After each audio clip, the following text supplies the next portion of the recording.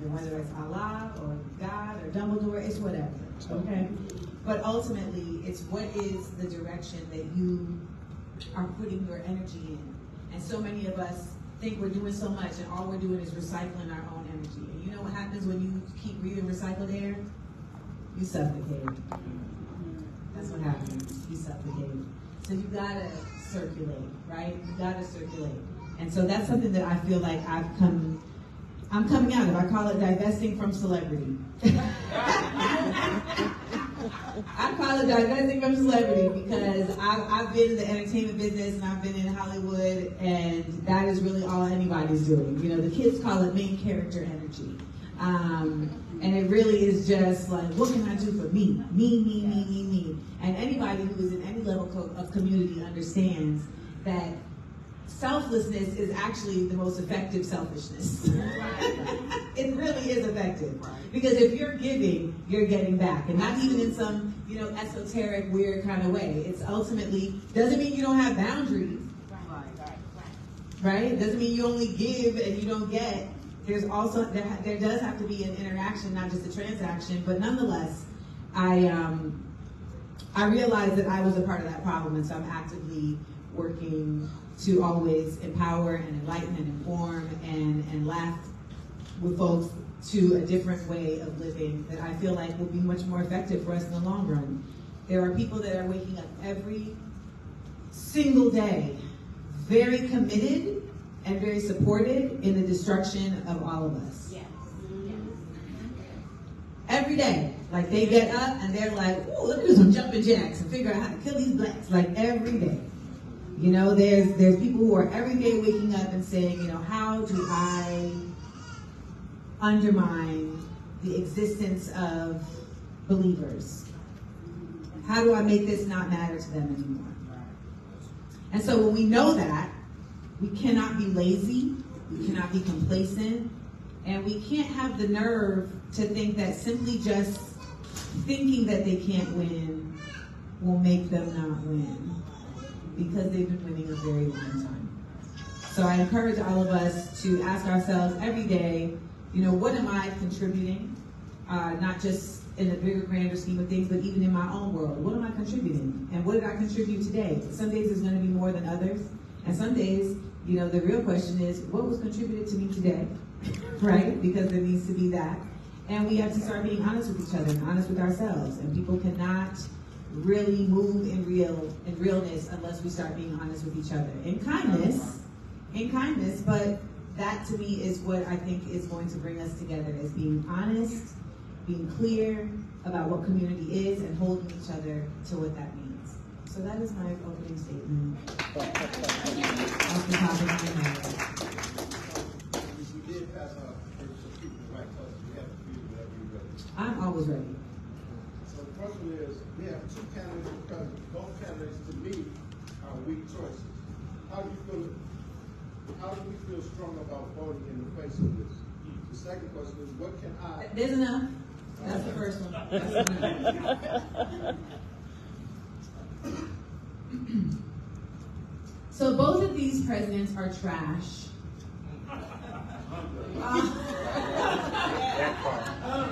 It's odd to me when I see black folks really riding for Biden. I don't get it. He aight, but he's not. Put it this way, if black people have to be 2 times better to get half as far, then I need that same energy from white people, proving to me that they're not shady. Right. I need you to be 2 times not as shady to get half as much trust. That's my formula. So I don't see that from Joseph. I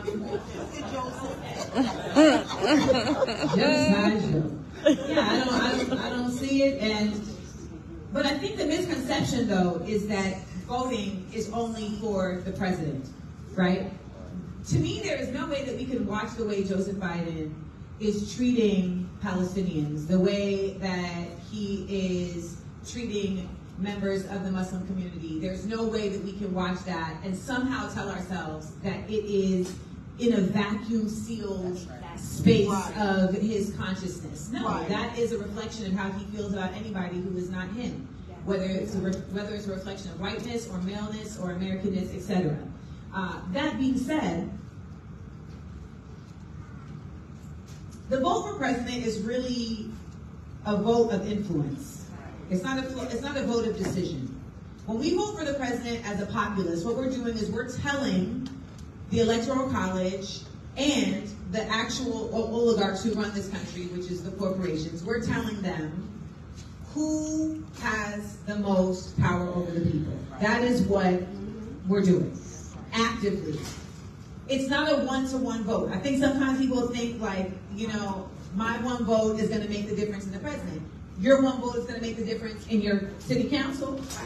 It's going to make the difference in your state senate, in your state representatives, in your school district, in the judges, in the DA. That's why your state politics is so important. It's so incredibly important in how you are interacting. Like, you do have to vote in these elections. When it comes to the president, again, I'm only speaking from my opinion. At this juncture, my advice to anyone is to vote your heart. And people will say to me, that's not strategy. It should be. Right. We've never used that as a strategy. We've never come from a place of mindfulness as a strategy. We are constantly moving in a strategy that is ultimately built on the oppressor's vision. Right. So if we are using that as our strategy, then we're really actively upholding their vision. So how do we topple that vision? We have to find another route that is more powerful, that is more active. And I am always going to believe that that is going to come from a place of mindfulness and from the heart and from soul and spirit. That's always going to be, to me, more powerful than simply just coming from a place of, well, this guy, he voted on this, and this guy voted on that. Like, you use facts to form, but ultimately, this idea of we have to constantly keep doing another cycle over and over and over again, it's just not effective. It's not effective. We are in an active dictatorship right now. We're in an active dictatorship because we are run by a Supreme Court made up of people that are in position for life, that do not have any checks and balances, and that are making decisions and have been making decisions about the course of this country since its inception.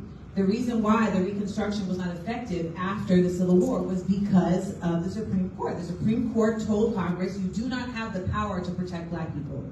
There were people in Congress who said, we need to be, look at your face, you said, what? Yes.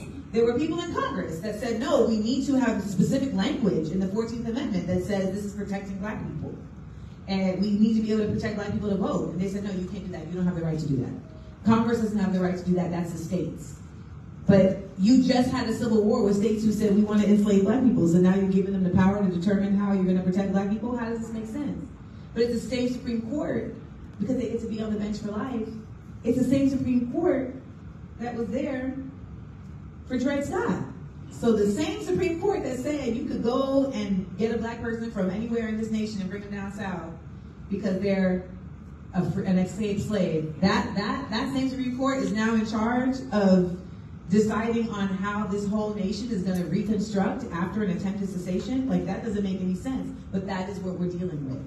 So when I say we have to find another way, I'm saying that it's going to be a lot deeper than simply just, if we vote for Joe Biden, we're going to be good.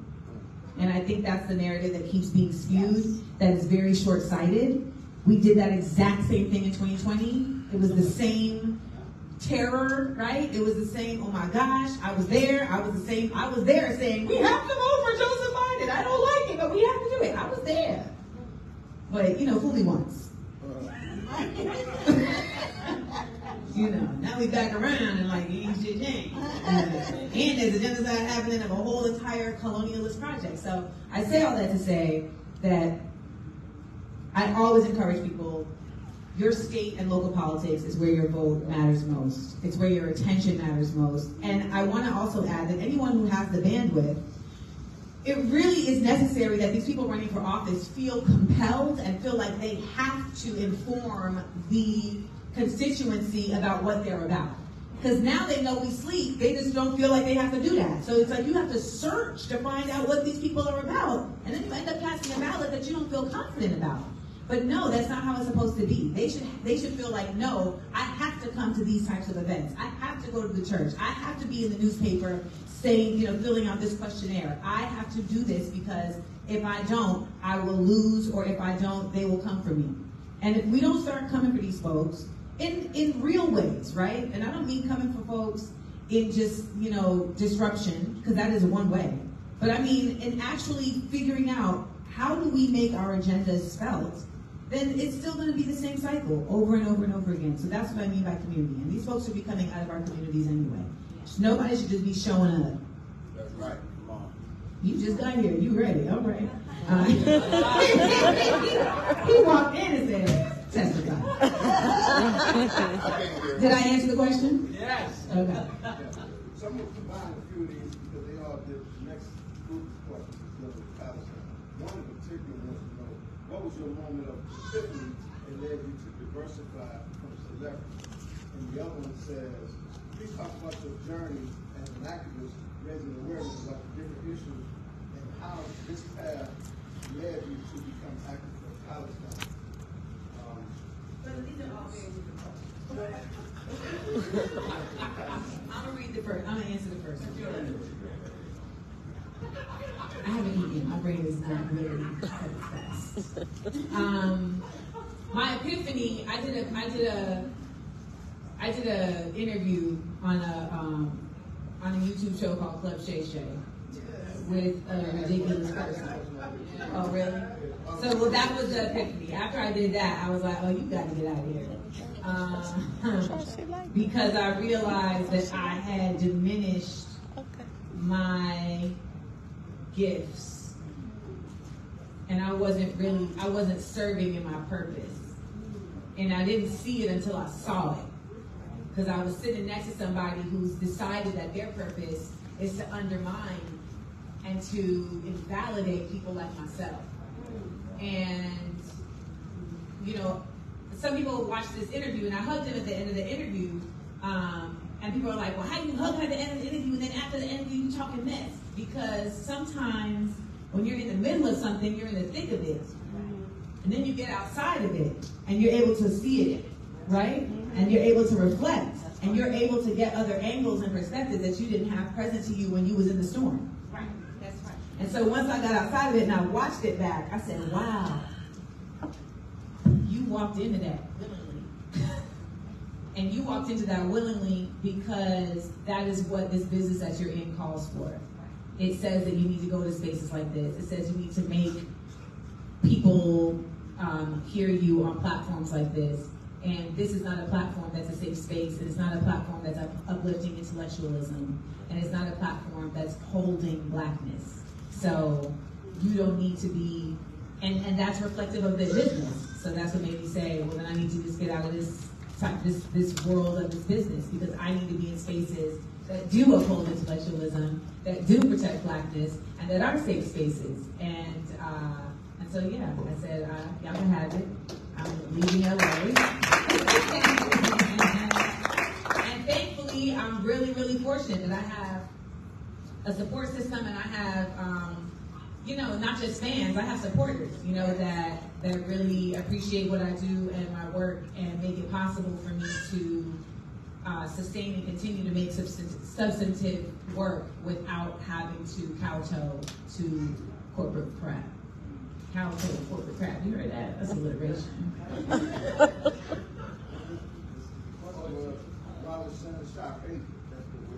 Because he's home. Okay. I did talk about Palestine. They cut it out of the interview. Oh, you mean this? Oh, yeah. I did talk about Palestine on the Shannon Sharp interview, and they cut it out. I mentioned Palestine 3 times in that interview, and they cut it out. But yeah, because he's a goon. That's what comes with it. Damn. So, that goes to the next about your position on Palestine and how the election is going to affect Palestine and activism. There's a lot. So the question that was asked was, when did my activism of Palestine diversify? When did my activism diversify to include Palestine? Was that the question? So my stepmother is Palestinian, and I have two brothers and sisters from my father. She's their mother, and they're Afro-Palestinian, because he's from Roxbury, Boston. And in 2021, when there was a yearly attack on the Al-Aqsa Mosque, that was when I was first truly pulled into the information around why Palestine is not simply just, another Middle Eastern issue, which is what has been purported for like a long time. Like that's the way that it's been basically hidden from so many Americans. It just gets pushed off as this thing that doesn't matter to us and that shouldn't matter to us because it's just, those people over there, they're always fighting. And that's really, unfortunately, how so many of us take it and then just go about our lives. Mark Lamont Hill is a really good friend of mine, and he has always been very passionate about Palestine, but I genuinely didn't know why. I just was like, that's just one of his passions. I mean, he's an intellectual, he's a scholar, so it wasn't until 2021 when I started learning. And I will say this too, there was so much effort, as we know, around like Zionist propaganda to say, it's too difficult for you to understand.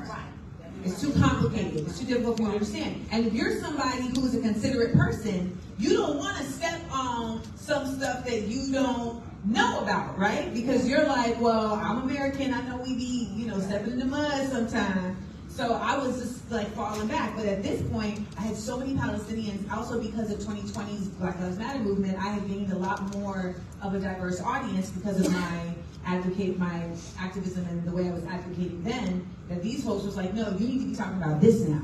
You need to be talking about this now. So my sister ended up doing an episode of my podcast, Small Doses. You can check it out, Side Effects of Palestine, where she speaks about her grandfather's experience in the Nakba. She speaks about her grandparents and how they each had to exist as refugees. She speaks about her family in the West Bank now.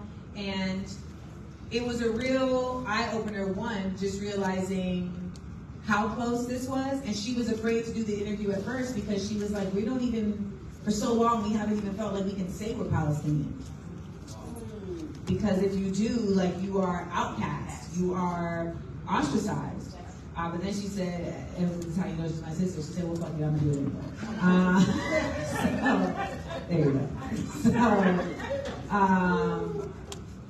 And so from there, once you know, you can't unknow.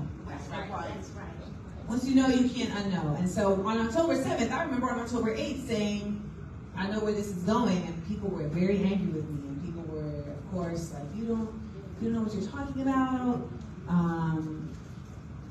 They were attacked. And, I hear a lot of people say things like, why aren't you talking about the Congo? Why aren't you talking about Sudan? And it's not that we're not talking about the Congo and Sudan, but we're talking about them differently because there's a whole different opposition that's happening to Palestine than to Congo and Sudan. Because at the end of the day, I don't know of anyone that is saying what's happening in the Congo and Sudan is not happening. Right. That's right. I don't know anybody who's denying that what's happening is happening. It is a whole other thing for you to see something with your eyes every day and be told that's not what you're seeing. Right.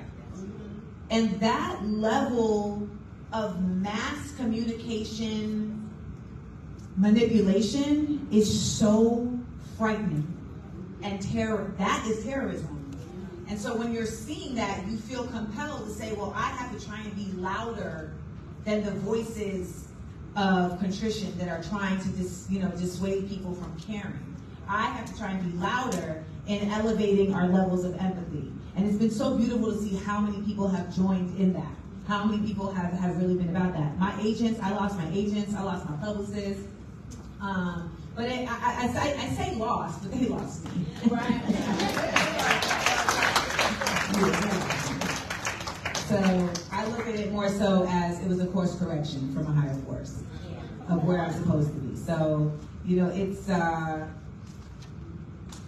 people ask me like, oh, is it difficult for you to support Palestine? And it's like, no, it would be difficult for me to pretend. That's right. That would be difficult. It would be incredibly difficult for me to be existing on a daily basis pretending that I am not complicit in this as an American. That level of pretense is spirit shattering. So I actually feel very free and liberated in being a voice that can support the liberation of the people of Palestine, which in essence will liberate us. Let's segue regarding the solidarity between blacks and Palestinians, and how do these connections influence activism and advocacy? But if you could kind of Okay, you took the glasses off, so let me... comedian too. On a practical level, what we can do to get involved and be advocates. Did you just say she's a comedian too? That's a literal job description.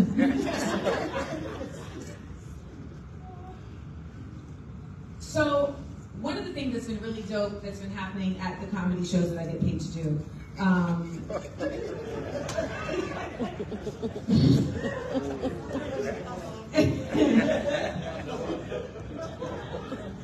is I'm seeing the audience diversify. So I'm seeing so many more Arab and Muslim folks come into my shows. And it's really beautiful because it means that we're bridging. And I always encourage the audience, before you leave here, make sure you just speak to somebody you didn't know. Even if it's just a hello, try to connect and interact with somebody you didn't know. And I always tell my audience, you know, the black and Arab communities, the Muslim element has always been interwoven, right? But the communities themselves on a cultural level have often been, you know, bumping heads, which is by design. And so we have to counteract that. And I always tell them, you know, one of the things that both of our communities value on a very deep, deep level is we are committed to, we uphold, and we honor the importance of seasoning food. Both of our communities. Yes. Deep. So if we can't find something to connect on, we can find that. Until you went to an Arab restaurant and had lamb, you don't really know what you're missing. So I use that as a joke, but what it really is about is when we talk about activism, I think some people only think of activism in the way of like being at protests. And when the effort is to divide and conquer, activism shows up in a number of different ways. So simply just togetherness is being active, right? Simply just challenging the effort that has been put forth is being active. What I like to do when people ask this question is just expound upon ideas of activism that people don't necessarily consider when they think of activism. I think people obviously consider being at marches, right? They obviously consider protesting. But literally at this point, educating yourself is an act of activism. That's right. Because education is so important that they are making legislation against it. They're actively trying to prevent people, thank you, brother. I must have heard a frog in my background. They're actively trying to prevent people from learning. Like the sale of TikTok is not about China. The sale of TikTok is about knowledge. That's what the sale of TikTok is about. When you're seeing all of these encampments on college campuses be suppressed and thwarted, that's not about, oh, we want to protect Jewish people. The encampments is filled with Jewish people. So it's not about that. It's about, oh, this is bringing light to something that people will now know about. And once they know about it, they might want to do something about it. So educating yourself is an act of activism. Educating someone else is an act of activism, because what it does is it activates. And so many of us are so quick to say the reasons why we can't do X, Y, Z. Oh, I got my job. You know, I can't lose my job, so I can't do this thing. You know, oh, my kids. You know, I got to deal with my kids, so I can't do this thing. We'll come up with all the reasons why we can't, but we don't spend enough time thinking, but what can I do? That's right. What can I do? Yeah. Within the limitations that I'm in, what can I do? And it's that level of creativity that we all have. We've all used our creative skills to survive, right? To get through, to find ways around obstacles, and we can apply that same thing when it comes to how can we be active in counteracting the efforts that are trying to suppress Palestinian liberation, which is directly connected to Black liberation in America. And if you don't know, should I expound upon that? Yes. I will.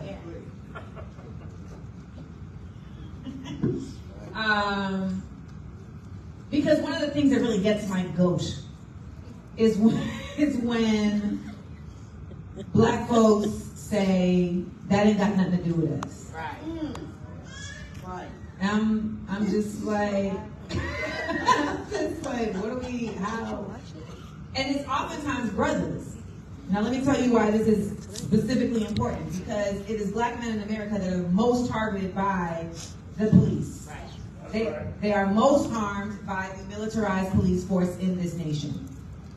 That militarization is being funded, supported, and backboned by Israel. That's right. There's literally a whole exchange program called Gilly, where they send police forces to Israel to practice how to kill people. Yes. They have somewhere called Mini Gaza in the middle. How was that? That was good, right? Yeah. Okay. Mini Gaza. I'm working on it.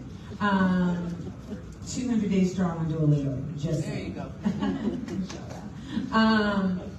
And they have a training ground in the middle of the desert where they are trained on suppressing, on how to kill people in close quarters, quietly. They are trained on how to oppress. And then they're sent back here. When we see cop cities being, created, there's 68 cop cities planned for this nation. When we done, I want you to tag me. I want that video. Okay. I was going to ask somebody to take it, but then you did. There is 68 cop cities planned in this nation. Some of them have already broken ground. We hear mostly about the one in Atlanta because that's the one that so many activists and organizers have been actively fighting on multiple levels, not just on the police level, but also on the environmental level, because when they clear the land for these things, it's usually in Black and brown communities. Right. So I'll give you an example. In Atlanta, they cleared the ground for the cop city. They destroyed a forest. That forest was very largely effective in protecting flooding from the neighborhoods around it. So when they cleared the forest, if you saw recently, there was a water main and flooding that happened in Atlanta. They had to boil water for like a week in Atlanta. Not in like Puerto Vallarta. No, in Atlanta. And this is because they're making these types of changes and it's only affecting certain communities and they don't really care. But these cop cities are 100% occupation. That's what they are. They're occupation. They're literally an example of what America does overseas, where we have bases all over these countries that are occupying forces. They're doing that to our own people. And they're doing that because they see that people are waking up and they see that people are beginning to understand the way that the ruling class is consistently oppressing the lower class. And ultimately, we can't disassociate ourselves from the ways in which that is effectively harming Black people. It's stupid to do so. I'm not going to be polite. It's just dumb. It's dumb. If you are looking at these cops every day, then you know that we have been at war with the police since we have been freed from enslavement. And I only say free from enslavement because we're still in many ways enslaved. So I say all of that to know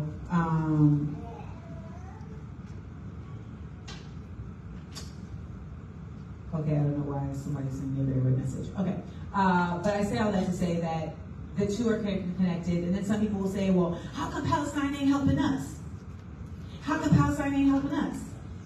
And I'm like, they're busy. I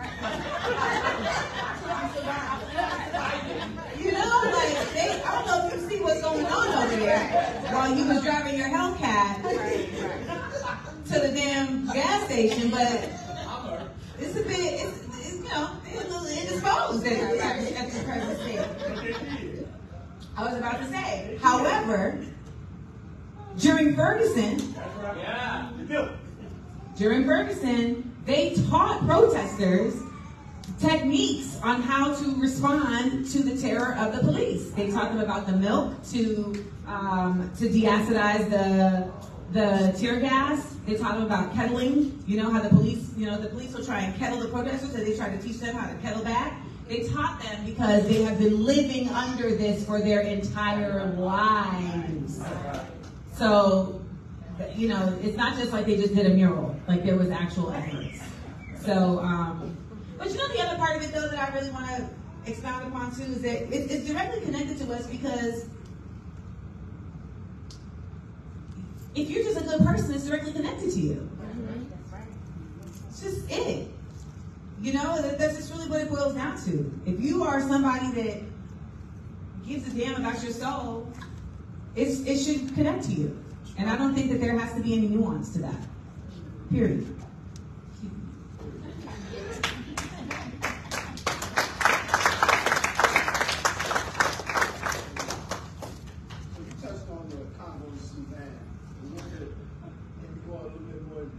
Regarding the media and our collective response to the genocide that's taking place over there? Mm-hmm.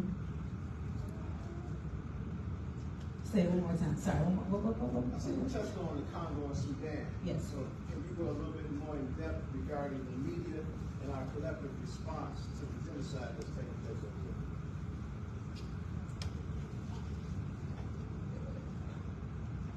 I'd love everyone to read Noam Chomsky's book, Manufacturing Consent.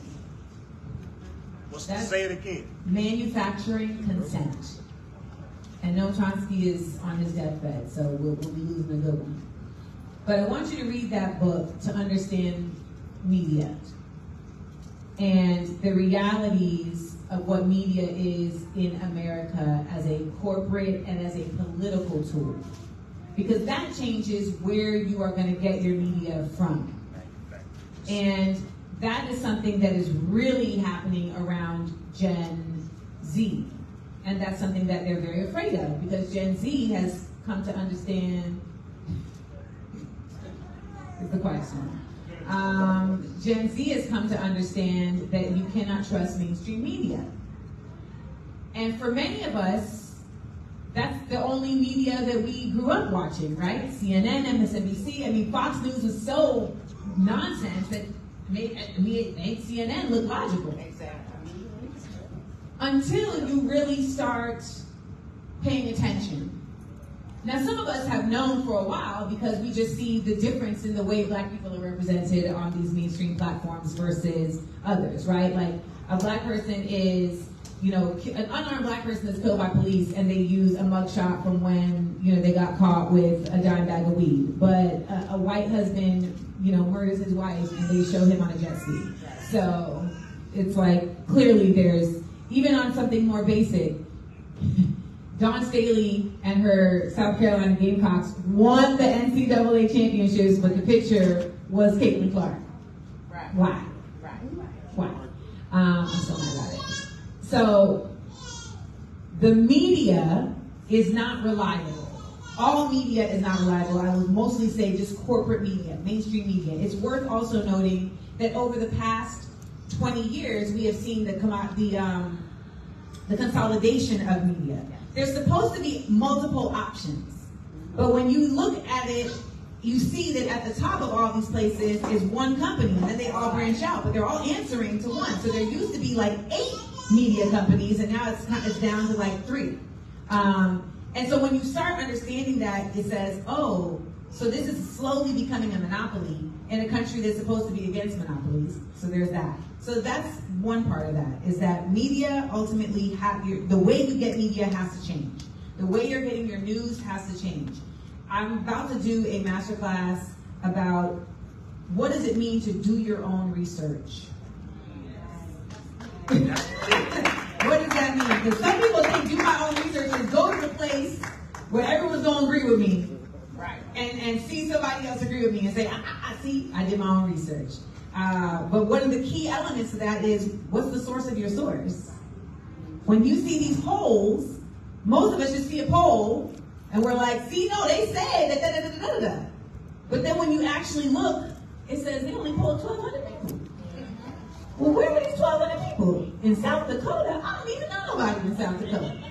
So this is not real, you know? So I just want to put a tent pole in the necessity to shift media, particularly for boomers and Gen Xers in here. It's imperative.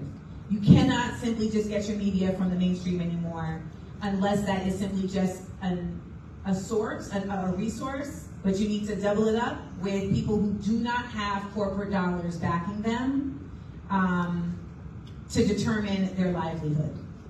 I have a syndicated radio show, but even without my syndicated radio show, I'm gonna be all right. So you can trust me.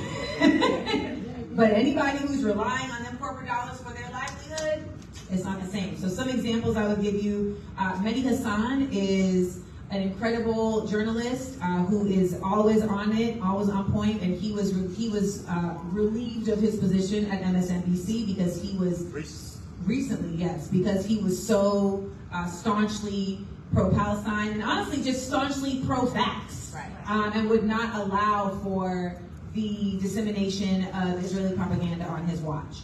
So he created an independent news company called Zeteo News, Zeteo. They've been doing really great programming and great content. So Mehdi Hassan is someone that you can check out. Also, yes, Democracy Now. Yes, Democracy Now is fabulous. Not just because the host always has great jackets, but consistently. I'm like, I'm gonna go to you with this coat, but because they consistently are unbiased, and not unbiased in let me say, when I say unbiased, I don't mean both sides are valid, because that's bullshit. Both sides are not always valid. That's right. I mean by unbiased in that they are not coming into the conversation with a intention other than to inform. That is unbiased. The goal is to inform.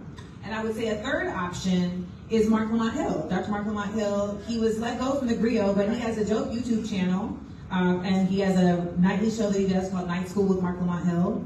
And he gives us a really well-rounded perspective around the day's news and politics, and he's a professor at Temple. So he also adds the teaching element into it, and I think that that's really helpful for a lot of us to understand not just what's going on, but why. And lastly, me. You can listen to my radio show wherever you get your podcast. And you know what it's called? The Amanda Seales Show. Very easy to remember. Very easy to remember. But we make it our business our tagline is listen, laugh, and learn. So my goal every day is I want people to feel like if they listen to one thing today, to find out what's going on in the world, if they listen to my show, they're going to be all right. That's my goal. So this is a personal comment. I left a 20-year entertainment career in Los Angeles to practice social work in Detroit. What key pointers would you offer public advocates disinterested in being in the public eye? And really, I can read. Am I the public advocate in the situation? Anyone that's interested in being a public advocate.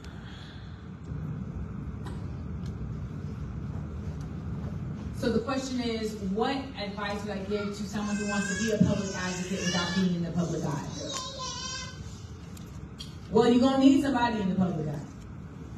So if it ain't going to be you, find out who it is and support them.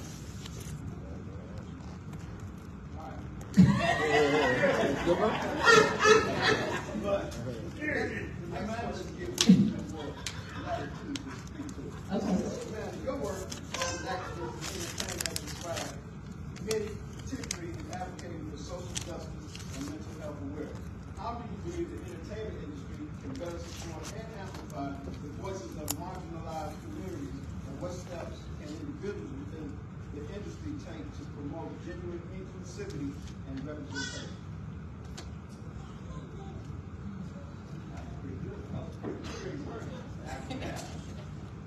This might come off as a cynical answer, but the entertainment industry is no different than government. It's the same structure and it is led by dollars. Yeah, yeah. There was a time when the ratio was somewhat a bit more balanced in terms of how much of it is being led by dollars and how much of it is being led by art. But that time is really coming to an end. And so the real artists, like myself, we don't even find a home in that space in the same way, because we know that our level of artistry is not actually the most important thing. It's going to be how much commerce can our artistry create. And that, unfortunately, is also not seen by these corporate entities in the way that we see it, right? So the only true way to answer that question is that there has to be a revolution, not reform. And I feel like the question insinuates reform. Like, how can we work within to make change? And I don't feel that we can work within to make change. I think what we actively have to do is create our outside. It's like the whole, like, if you can't beat them, join them. If you end up joining them, then you are them now. That's right. That's right. So I heard this metaphor the other day, and I thought it was just really telling, where this woman said, you know, my grandmother explained this concept to me with her white usher gloves. And she said, one glove is clean and the other one is dirty. But if I put my hands together, I'm not going to come out with one clean and one dirty. I'm going to come out with two dirty gloves. So it's always the catch-22 of feeling like I got to get in there to make the change. But once you get in there, it's bigger than you. That's right. It's bigger than you, and that's the journey that I've been on. At a certain point, I was like, okay, I'm in here. I'm gonna go along with the get along. But then I was like, ooh, I can't do it. I can't do it. So then I said, all right, I'm gonna find my own way. But that's like you playing football on a baseball diamond. It don't add up. So then you're like, okay, well, how am I gonna make this make sense? And I realized that the only way I would make it make sense is to make it my own. But even that is much easier said than done. I know that I'm very, very privileged to be able to create my own ecosystem. It's taken 43 years. I'll be 43 on July 1st. I'm just like easing into it. It's taken 43 years to establish my own ecosystem that can thrive on its own without needing, these corporate dollars. But it's also taken my own self and inward development to do that, because when you're in that business, so much of it is based on outside validation. And if you're not getting that outside validation, and if you're not getting the hype, then you also don't feel like you have the confidence to step outside of it and create and make your own space. And so that is where we as community have to do that. We have to not only support those who are in there, but support those who are out. Marcus Garvey has a very impactful quote where he says, we must canonize our own saints and raise to position of martyrs our own people in our own community. And essentially what he's saying is we shouldn't have to wait for the outside to tell us who we should level up inside. So when you look at these corporate places like the Griot, like the Root, like Essence, oftentimes you don't ever see them pushing somebody to stardom. You don't ever see them determining who we should be checking out. You don't ever see them advancing careers. You always see them responding to what the business is telling them is popping. We should be the ones determining what's popping. So I don't feel like there's a real way to garner the proper representation, et cetera, that people are looking for when we are looking at an entertainment industry that is run by Zionism and American corporate greed. We're just simply not of value. Like, they don't see diversity as value, and within the paradigm of corporate, it's all about money. So you can't even, it's like, oh, I wish it did, but like, if you just get to the bare bones of it, if diversity ain't making money, then it don't make sense. So I said it was cynical. I gave y'all one. It says, I would like to vote for Kennedy, but I'm afraid of speaking the ballot. What's the Child, why y'all want to vote for this man? First of all, I'm not trying to hear RFK Jr. talk for 4 years. Anyone who's heard him talk knows why I said that. But two, this is a man who compared wearing masks in the pandemic to slavery. This is a man who said that his brain was eaten by a worm. This is a man who has committed his undying devotion to Israel and the colonialist project. So, you know, don't worry about splitting the vote. Worry about voting for another trash person. As far as splitting the vote goes, I'm so serious, y'all. We really have a lot to worry about, and I think that what is being done is that they're purposely trying to make everybody just focus on this one thing to distract from caring about all these other things that really do need our attention. And now you have people just arguing all the time about, well, who should we vote for, who should we vote for? And it's become like a sports game. Like, you ever notice how the president, like the night of the presidential vote is like Monday Night Football? I don't think it's supposed to be like that. It's very like,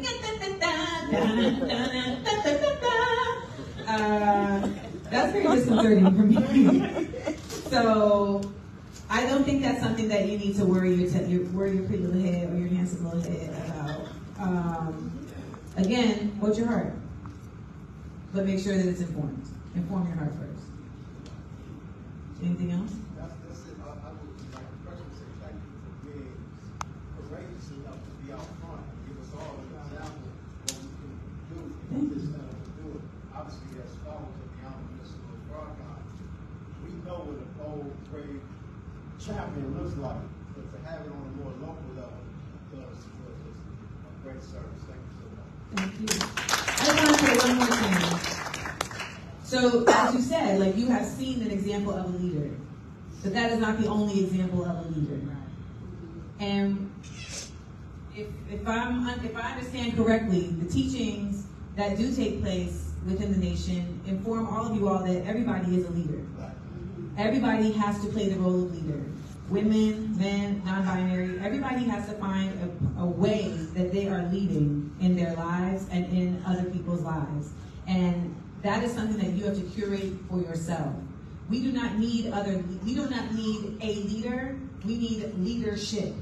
And that comes from everybody feeling like it is their responsibility and that they are obligated to show up, not just because someone else did. And if we would actually hold ourselves to that level of responsibility, we would have real community. It is not someone else's responsibility for you to be where you need to be. It is only yours. Give it up. And give it up for Robert right here putting this together. I would invite you to my shows, but they're sold out. Hey, can we give it up for our sister, man?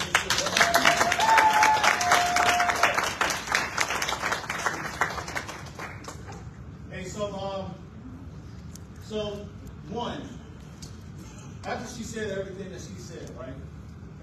The main focus is it's time to put everything into action. What do we do after we leave here? That's a question that we have to internally assess and evaluate within ourselves.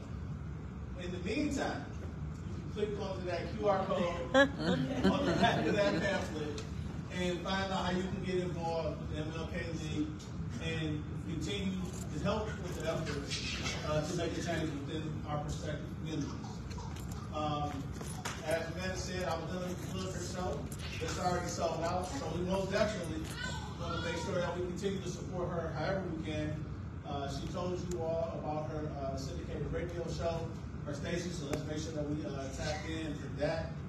And the last thing is, I know we have a number of people here that wanted to honor our sister with a couple of things. So Amanda, if you don't mind, stepping up real quick for a minute.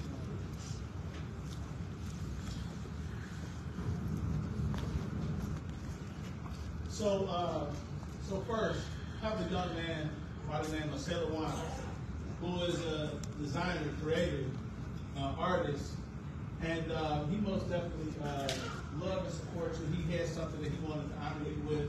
So, brother Sailor Wine, come on, brother. How y'all doing?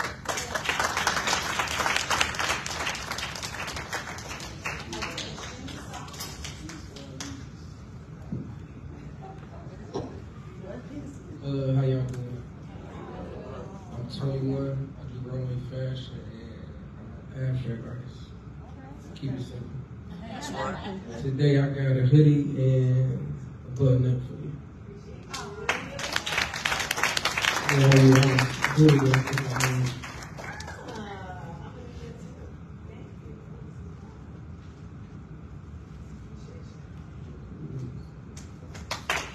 Thank you for getting the first one today. We see you.